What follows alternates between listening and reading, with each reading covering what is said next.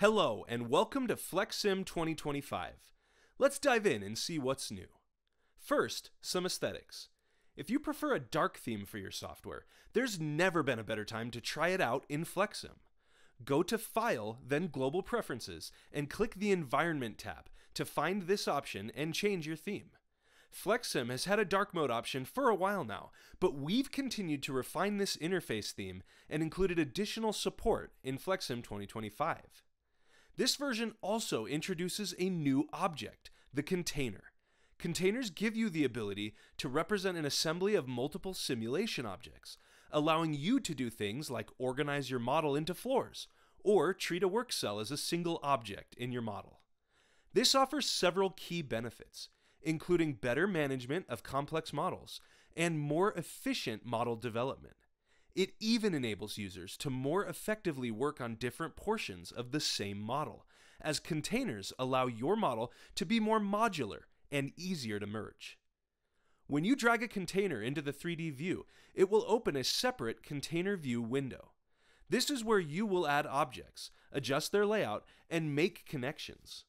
When you manipulate the container in the 3D view, it will behave like a single object. Click the Fit Size to Contents button in the container's properties to resize the bounding box to cover all objects in the container. There is also an Edit in Place checkbox to edit the container objects in the 3D view without having to use the container view.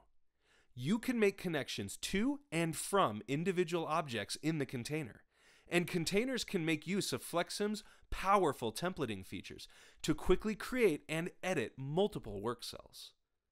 FlexSim 2025 also brings convenient new features for analyzing and debugging your simulation models. First up is the task sequence queue. Simply right-click on any task executor and click View Task Sequence Queue. This will allow you to see this resource's active task sequence as well as their queue of tasks. The second is a new feature added to the events list. If you click on a time cell in the event list viewer, there is a blue arrow that can be clicked to have the simulation fast forward to that specific event time. These features will give you more information and control in your simulation runs. One final new feature we'll highlight is the utilization by hour chart template.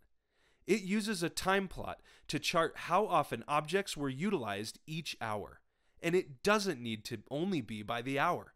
You can choose a different time interval, from a week down to a second. There are more new features to explore, so check out the release notes, and we hope you enjoy FlexSim 2025.